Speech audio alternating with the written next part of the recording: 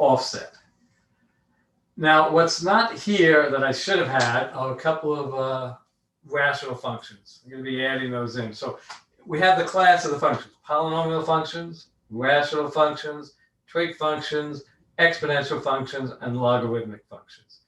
All those 5 types of things that you will see throughout the calculus, and you'll be analyzing all the features. In calculus, you'll be adding new tools and techniques to find slopes of these lines, whether they're increasing, decreasing, max and mins, and curvatures, and all these other things. But you need to understand the pre-calculus features first, because then it will just add. You don't have to learn everything at once. You'll go in there knowing the pre-calculus version of it, and then you'll add on to it with the calculus and the calculus techniques.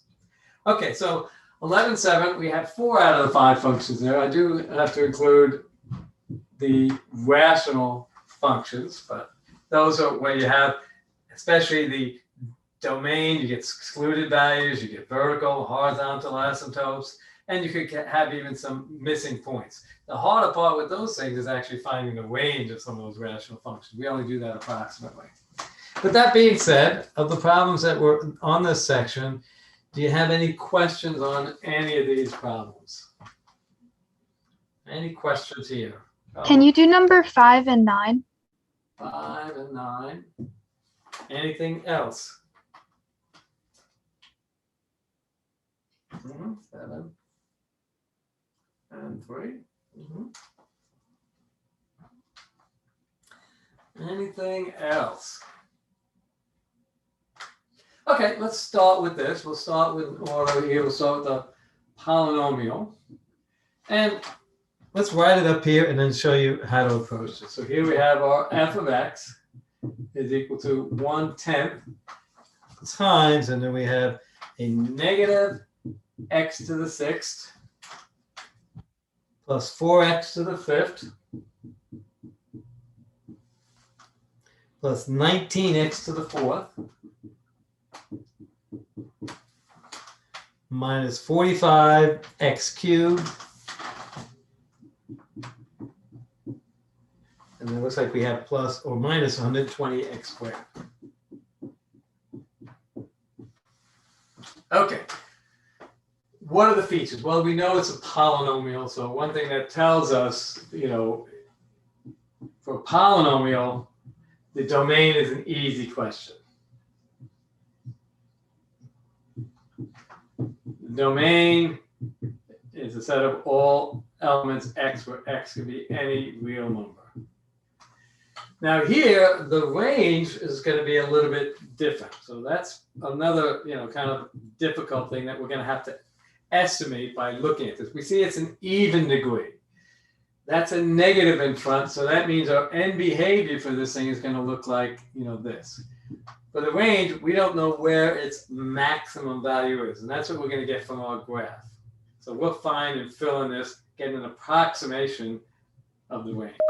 We may actually find it exactly, depending on how this is set up or how it looks. Okay, the other thing that we're looking for over here are any x or y intercepts. So we look for any x or y intercepts. So that's what we're going to look at. The x-intercepts are the zeros of that polynomial function. So for the x-intercepts, we'll be looking at this, f of x equal to 0, and we're going to get that from the graph. And for the y-intercept, that just occurs when we evaluate x at 0, and it happens to be the origin. So those are the really important features of a polynomial function. So what am I going to do? Let's go right to a graph and kind of put it in. So I'm sketching out everything that we know about these things. And we'll get information that'll help us in the range and over here. Because this one's easy enough. F of 0 is just equal to 0. So y equal to 0 is a y-intercept. It actually passes through the origin. So we have the y-intercept. And we'll see it. So let's kind of plug this into Desmos. You can plug it into any graphing calculator, but I like Desmos because it's a little bit, easier, if you will, to work with.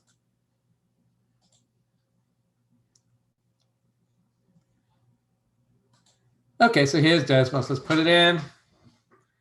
So put f of x equal to 1/10 is 0.1 times a minus x to the 6th plus 4x to the 5th. Oops, 5th. Plus 19x to the 4th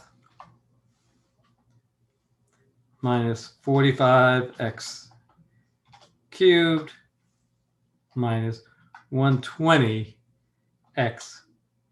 squared. Okay, so there is our function. Let's see if we can zoom out and see if we can see what's happening over here with it. See, it kind of goes really kind of elaborate over here. Okay, while we're at it, let's see if we could see this over here.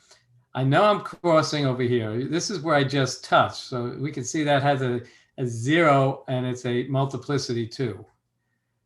And we have some other zeros here. So I can see 1, 2, 3 zeros that I can pull out directly. These other ones may be complex. So let's see if we can estimate what these zeros are out over here. So over here, I can factor out that. That's an x squared. So I get the 0 over here. So this one over here, it gives me that. And here I get another one here. Let's see if we can analyze this a little bit further. If not, sometimes we have to go with the approximate zeros, 3.305 and 6.414. But we can analyze this, you know, fairly simply by bringing it down to a 4th degree.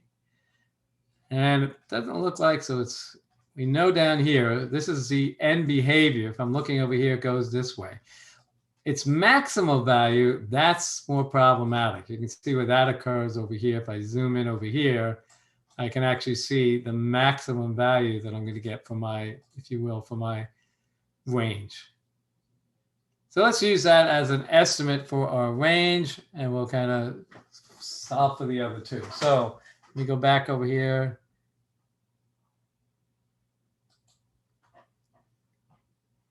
So, okay, so for the range, we can do an estimate for that because we see the peak over here occurs when the y coordinate, so x over here is 5.486. And the y, which is the more important thing, is 375.346. So for the range, it's going to be all the y values. Y is a real number. But in addition, y has to be approximately, this is an approximation, less than or equal to 375.346. There's my range. Okay. So we have this, we have this, we know the y-intercept. Let's see if we can do some work with those zeros. First thing I can see over here is I can factor out an x squared. Now, in this case, it's going to be kind of problematic. We're not going to be able to get these x-intercepts exactly, because I could rewrite this by pulling out an x squared and write this as, you know, x squared over 10 times minus x to the 6th, x to the 4th, excuse me, plus 4x cubed plus 19x squared minus 45x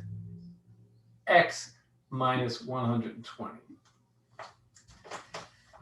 So when I looked at my graph at the origin over there, what I did see was this. It barely touches and then comes back around. That means it's a 0 of multiplicity. So x equals to 0 multiplicity 2. This is going to give me 2 real and 2 complex ones. I'm not going to be able to find them exactly. So what I'm going to do is for my x-intercept, if I could, you know, if I had given some better numbers, I might be able to find them exactly. But I'll take the approximations for the x-intercepts. And when we looked at the analysis of that, I could see where it would cross. Let me kind of show that again for you guys so you can actually see what I'm looking for. So I go down here and I want to see again, where does it cross the x-axis? So I'm looking for these values over here. I'll do them approximately. So 3.305 approximately and 6.414 approximately.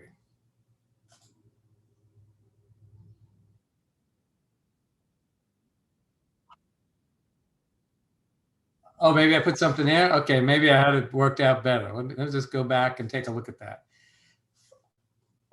4, it should be 4. That's correct. Little typo like that, it will make all the difference. Now it comes out nice and easy. Perfect. Okay, little simple thing like that. So what I was doing is correct. It was just a different function than the one in the textbook. But now we can see these zeros. Let me share it again. I had a 5 there instead of a 4. So I had a 5 over here instead of a 4. Now when I put these things on, you can kind of start to see some of these things look a little bit better, but these don't look like they're exactly. Yeah, so it seems to be off. Well, anyway, we see these. I think it's still off a little bit. I'm going to revise this just a little bit. So we can do these approximately. We're not going to see, it doesn't come in. See, the zeros are not at integer values. So there's just under 4, a little over 5. The 0 does work out because we could see that. And I have these 1, 2, 3, 4, 5 of these zeros. But now if we go to the top again, like we've been doing, we can see where the maximum comes out. It's different now. So it's a max over here is actually 35.232 instead of the 375 I had there earlier. So I'll change that around. And we can estimate, we will just estimate all of these zeros. So this should be 35.3 approximately. So 35.342, whatever it was there. But I can get these estimates right off of Desmos as I was reading them through, slightly off than what I wanted them to be. I'm going to change that. So we have the zeros over here, the X-Intercepts, the X coordinate of the X-Intercept, I should say, or X is approximately equal to a minus 2.943. Now, if we can get the exact values, we would prefer those. And then we have another approximate value over here at, looks like it's close to, but not quite negative 2.051. And then we have a couple more for the X-intercepts over here. We also have the 0, X equal to 0, which is also a Y-intercept because it passes to the origin. Then we have one just under 4 and then one just over 5. So 3.912. This is the only exact one we have. And then X is approximately equal to 5.082. Okay, but that's essentially all the features that we need to know about this polynomial. I'm going to change this. I think if I change this, if I bring this down slightly, that might be the thing to get my intercepts where I want them to be. Okay, but that's it. Polynomials, that's what you're looking for. Domain, range. Now, if this was an odd degree, the range would be easy. It's all real numbers. Odd degree polynomials, domain and ranges are all reals. It's when it's even that you have a problem. Even with a negative coefficient in front of the largest exponent means the end behavior is kind of following that sort of thing. If this was a positive in front, the end behavior would be here. So I'd be looking for the minimum and going the ranges from the minimum value up. Here I'm looking for the range being the maximum value down. So that's what it looks like. They can get messy. Real functions are messy. They're not easy to work with. So if we can or we can't get exact values, we always look for approximations. So that's what it is. That's what it means to analyze a polynomial. Domain, range, intercepts, and essentially that's everything that you need to know because it has no asymptotes. There are no asymptotes or any of those other features with polynomial functions. Okay, so any questions on that? And you can see how just changing that 4 to a 5 dramatically changes everything. It's one little change somewhere in a polynomial function, you get totally different answers and results. Now, if I see that you make a typo and you put it in with the typo there, then I can give you credit for analyzing the mistaken function, so you won't lose all the credit. Whereas if it was just like a multiple choice or something like that, you put in the numbers, you get something that doesn't work out, or if we're just writing down the answers, I wouldn't be able to see that. So that's why in your work, include everything that you're doing so I can see that. Okay. So that is, if you will, our trig functions, our polynomial function. And now I would include here as well some of the rational functions. I didn't include them, that was kind of a error by mistake, but we'll kind of look at that as well. Okay, so let's take a look at number now 5.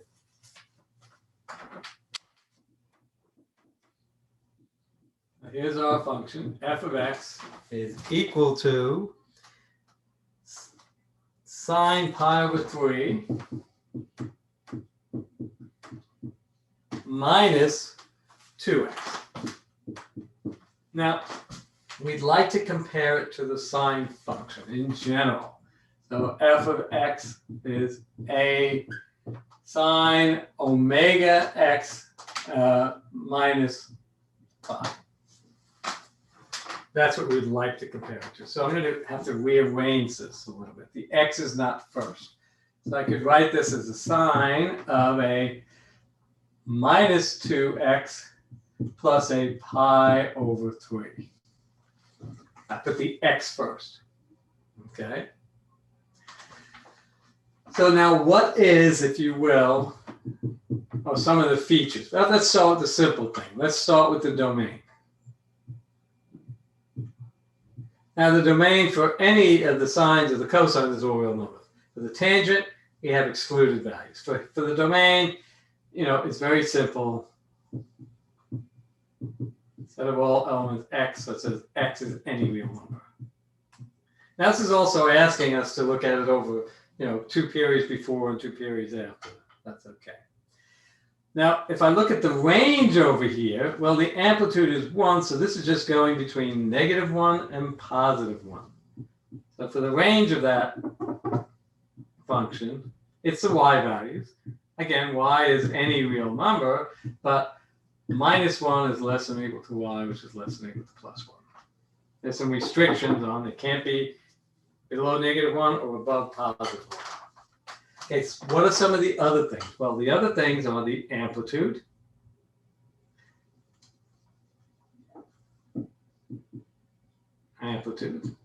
which is nothing more than, the absolute value of that coefficient, so it's just equal to 1. As I said over here, just goes +1 minus 1. The second thing we also look at over here is the period. And it's equal to 2 pi, the period t is 2 pi over the absolute value of omega. In this case, omega is equal to a -2. So the absolute value is a +2. So the period for this thing is just equal to pi. Okay, now the phase shift.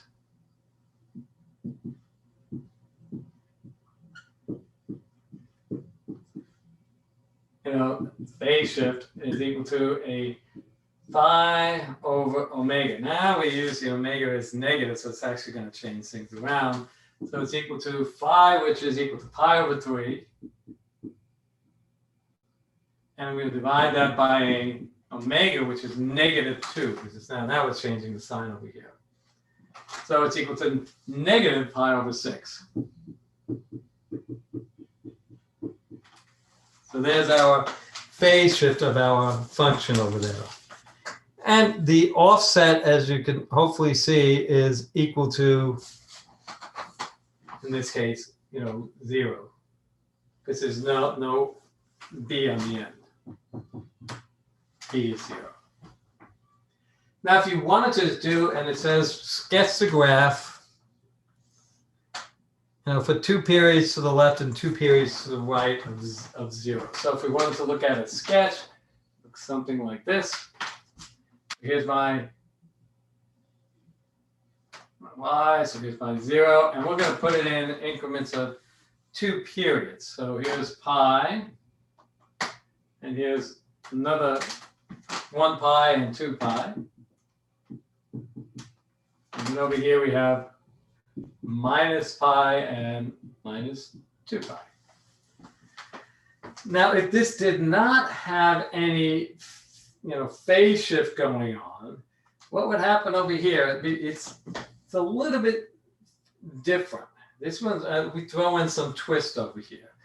Let me kind of show you something about this function. It's kind of a little twist that we add a little extra, because each time we explore these things, we can introduce new features.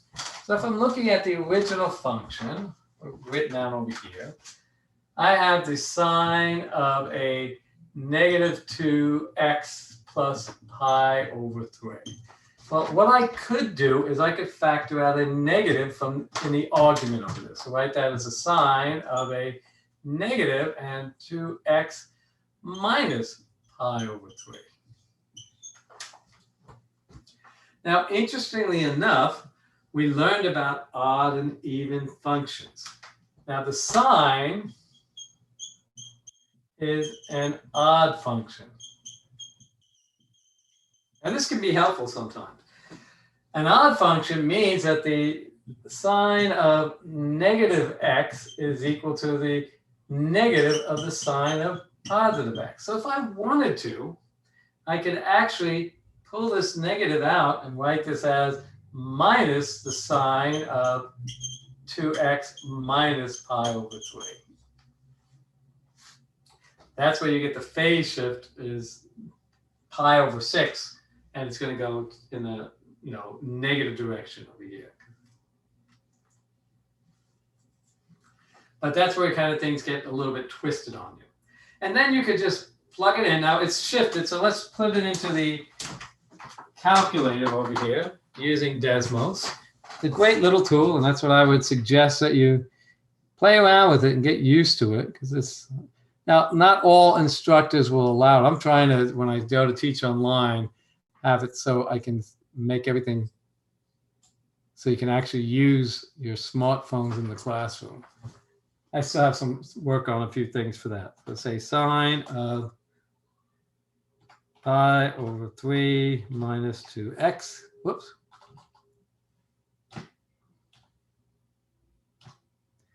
Minus 2x. And let's change some of these things around over here so we can kind of work with them a little bit better.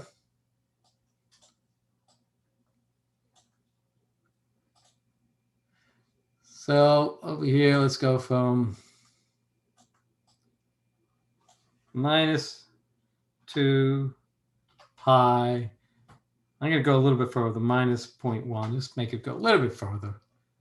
And then make this go up to 2 pi plus, say, 0.1. And the step over here, let me take this in steps of, let's see, let's do pi over 6, just so we'll see some of these things.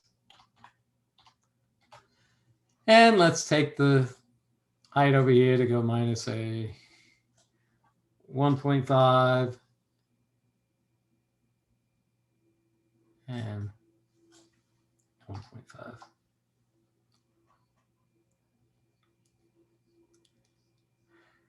Now, I put pi over 6, but it's only giving me pi over 3, so okay. I'll make that maybe. That's not putting in the, it's, pi over 3 would be over here. So you can kind of see what's happening. This is kind of, if I went this way, in the opposite direction and moved it back, that's what I'd be looking at. It's kind of going all the way down this way. I'll take my sine function and going, the opposite direction. Now we could also, if we wanted to, turn around and find all of these X-intercepts. We could also find the Y-intercept. That's an approximation over here. which you can actually find when you plugged in 0. Let's find that intercept as we have it right here. So let's find the other features. We shut this off and get back so we still have it. So we can see our function as we looked at the graph. It's something like this. Here's my 1 and -1. So it's kind of looking over here, and minus pi over 3, kind of coming in here.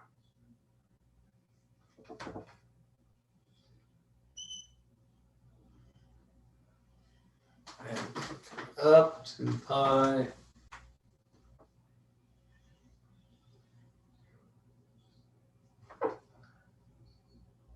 There's a lot more analysis that you have to do with these sort of functions.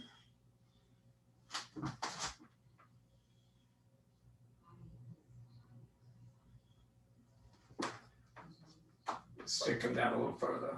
Make it symmetric down there.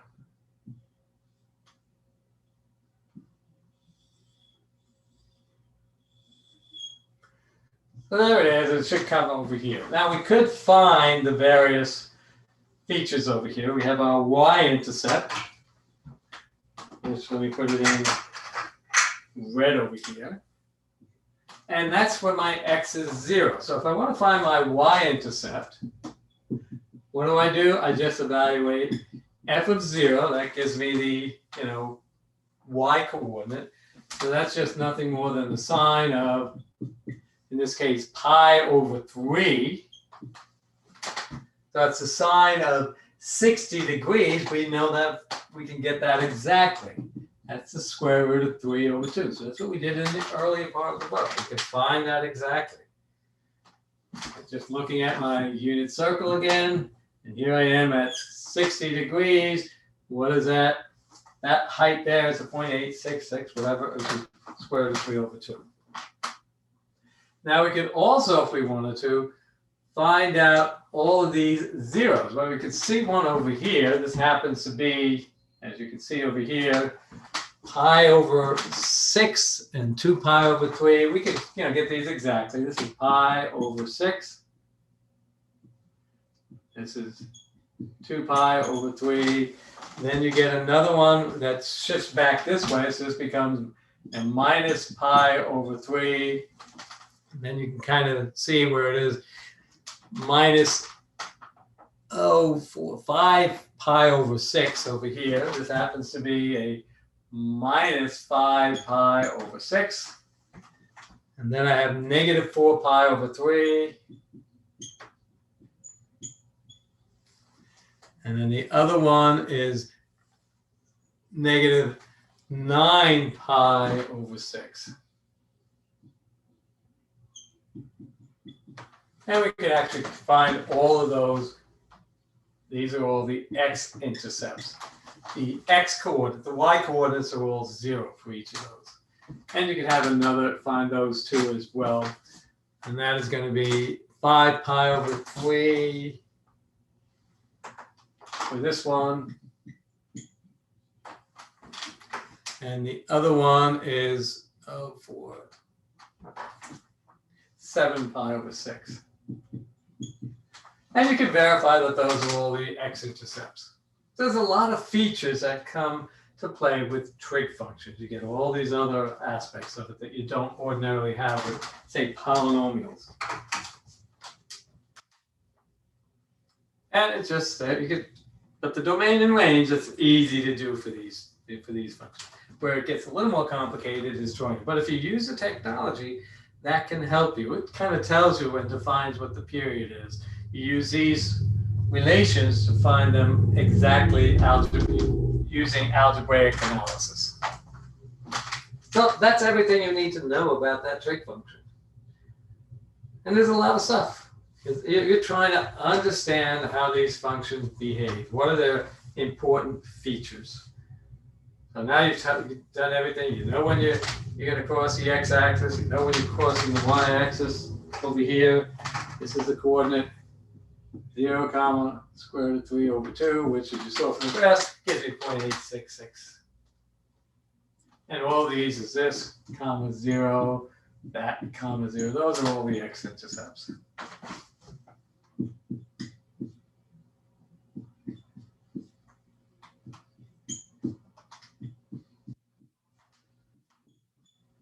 I've established all my X-intercepts, my Y-intercepts, everything I need to know about that function.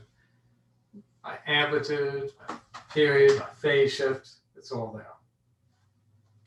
So that's how you analyze a trig function. All the features, you want to find all the features that we talked about and everything you know. So it takes everything we've done in this course to be able to analyze this appropriately.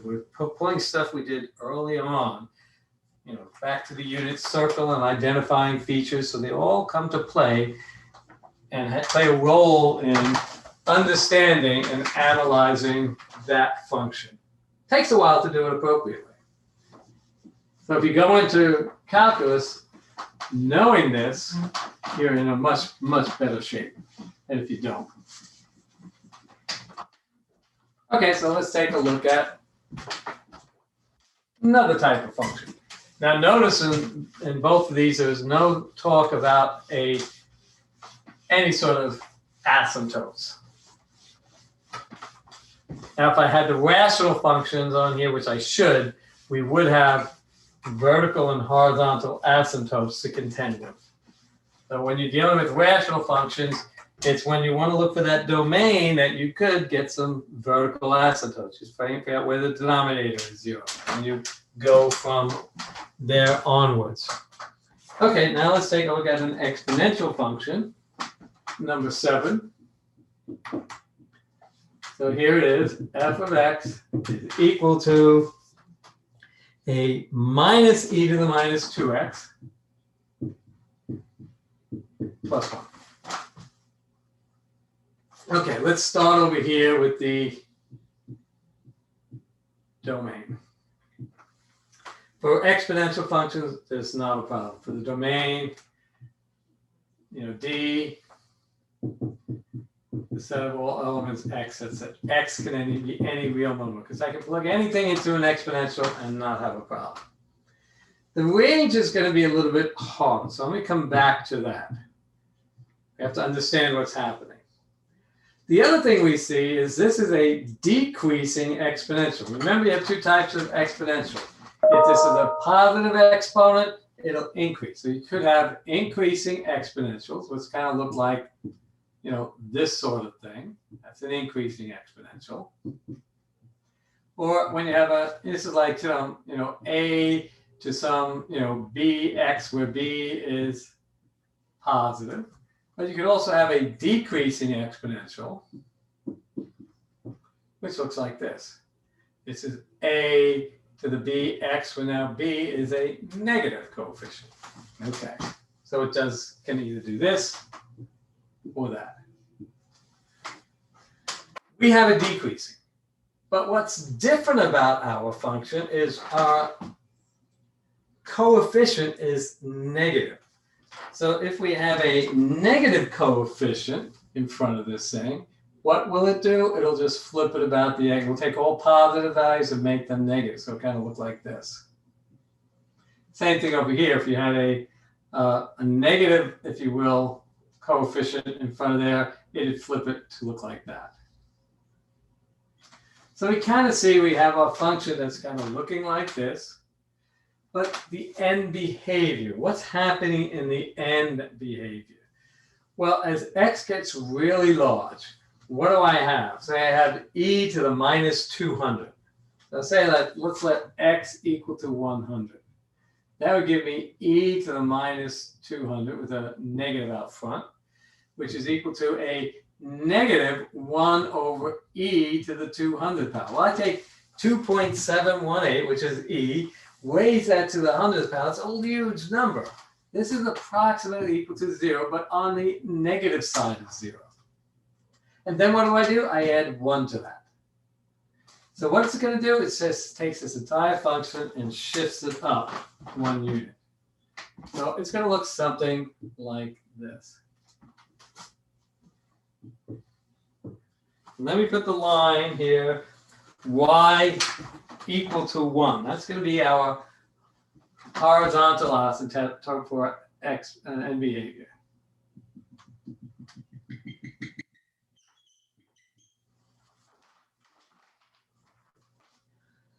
And what is my function going to look like? Well, it's going to be something that'll look essentially like this. So it's going to follow this sort of shape and do this sort of thing.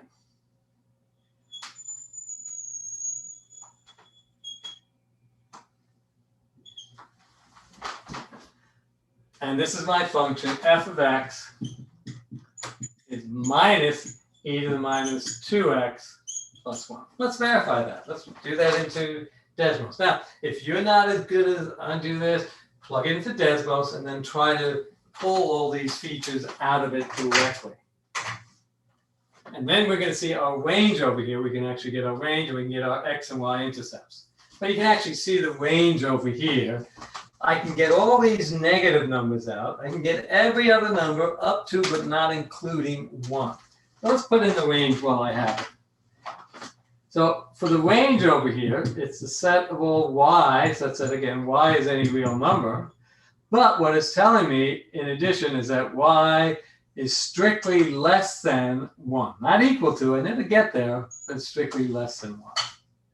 And while I'm at it, I could also get my x and y intercepts. So the x-intercept is the origin, and the y-intercept is also the origin. They both cross at the same point. Let's verify that by looking at its picture using the Desmos technology over here. Let's come back and use Desmos. Let me clear this out and do the same thing. F of x is equal to minus e to the minus 2x plus 1. Whoops, plus 1. Oh. Let me do this again. Minus 2x. I get it off of there. Ugh. This should be plus 1. Plus 1. And here's draw the line, y equal to 1. And that's essentially the picture I have. Let's just change these guys over here. I made them nice for trig. Let's go back to something a little more easy to work with. You can use that, but make the step 1 over here. And that should be good enough. And that's what my function looks like. This is my horizontal asymptote. That's what we have here that we now notice. As x gets very large in the positive direction, y gets closer, or f of x gets closer and closer to 1. And everything passes right through the origin. Now, final thing I would say over here is this also has a horizontal asymptote. And that is y equal to 1. Because as x goes to plus infinity, I get closer and closer to 1. Minus infinity, it just goes down to negative infinity. It doesn't matter. Because this is going to be the negative of a negative, so that's going to be a large number, and that's changes its sign, so it's going to make it like that. That's a qualitative look at what this function looks like.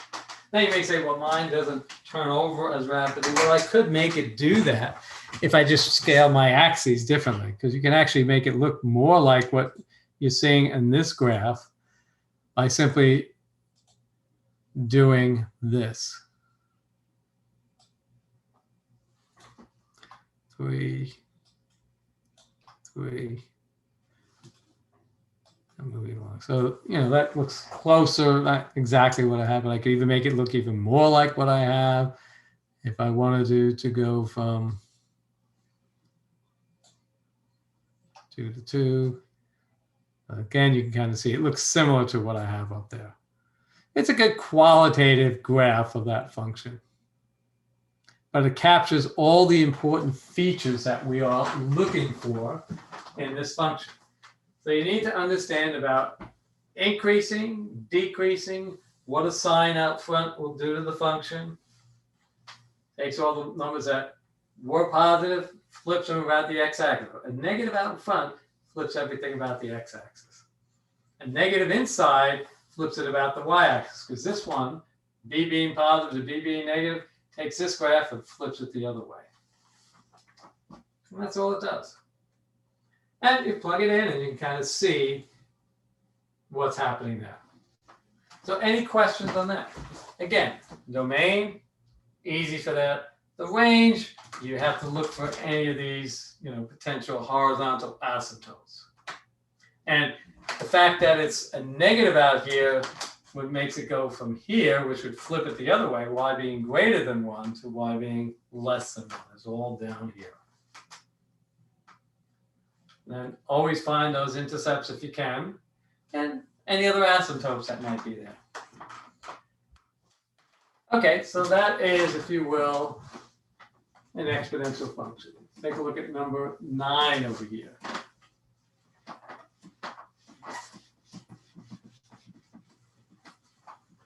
Well, look at the same thing, domain, range, any asymptotes, intercepts, all of those are the things that identify your function. So you need to know everything that goes into making up that function. So let's take a look at number 9 over here. Very similar. This is now f of x is e to the minus x minus 5. Okay, let's start the same sort of thing. The domain is easy, because I can put any number in, it's not going to blow up or give me something strange. So, x is just any real number. That'll work. Now the range, again, we can see it's going to give me something different. So again, we look for, this is a decreasing exponential function. So this would look like the following without the minus 5 there. So it kind of goes down like this. And this is by e to the minus x. If I subtract 5 from all those numbers, it shifts everything down 5 units. So what my function is going to look like is something like this.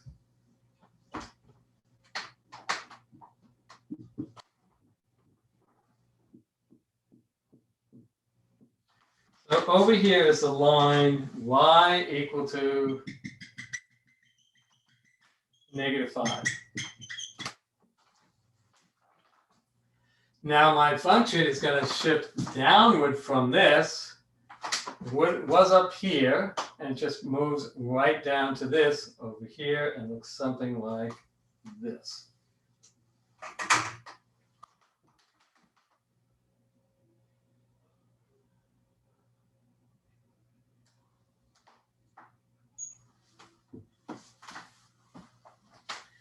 Now, finding these intercepts is a little bit more problematic, if you will.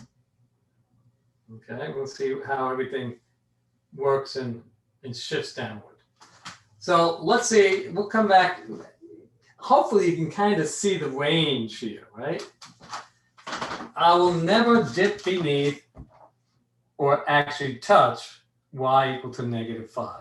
It gets closer to that. So it's everything above that. So for the range, I can set that in. Then all elements y is a real number, and in this case, y is greater than, strictly greater than negative 5. It can't be equal to it, it has to be strictly greater than that. It's all those positives. And what other things we have? Let's take a look at some of the intercepts, and then we'll talk about the asymptote. So let's take a look at the X-Intercept and see if we can get that exactly. So for the X-Intercept, it's if you will, this value over here when y is equal to 0. So what do? You set f of x, which is y equal to 0, and solve for x. So I solve e to the minus x minus 5 is equal to 0. Pull the 5 over, and I get e to the minus x is equal to 5. Take the natural log of both sides. So I get minus x is equal to the natural log of 5, or x is equal to minus the natural log of 5. So that's what the x coordinate is over here. It's minus the natural log of 5, comma, 0. And we'll plug that in and see what happens on the calculator.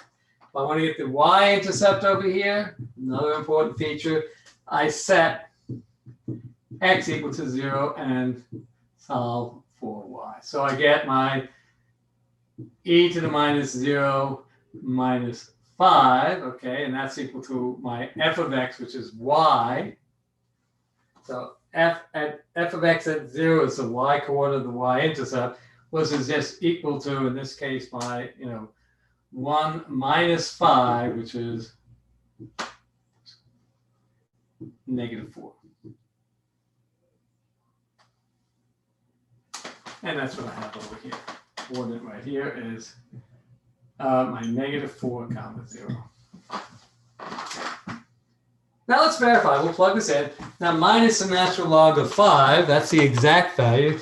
Desmos is only going to give us the approximate. So let's just take a look at what the approximation would be.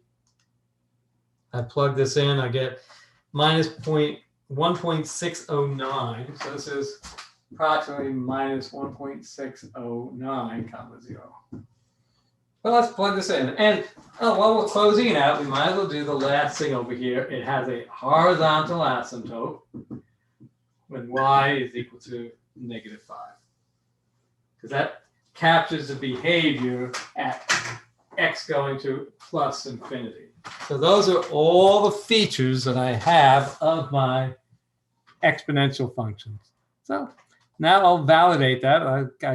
I usually do this first, and then I look at setting everything else up here to see what it looks like on the graph.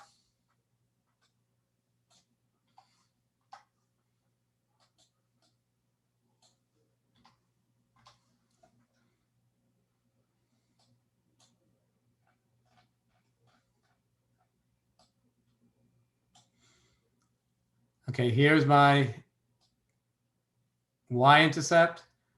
Here's the x-intercept. So they have at the approximation minus 1.609, which is really minus the natural log of 5.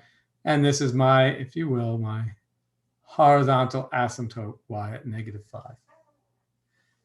So everything I did is correct. It's not showing me any contradiction. So, okay, so my logic and reasoning were correct. And I get that same sort of function. But these are the level of understanding you need to bring to the calculus about what these functions produce. And it validates everything that I did algebraically there. Okay, so nobody asked anything about any of the logarithmic functions, such as 10 through 12. Does anyone want to see anything on the logarithmic function?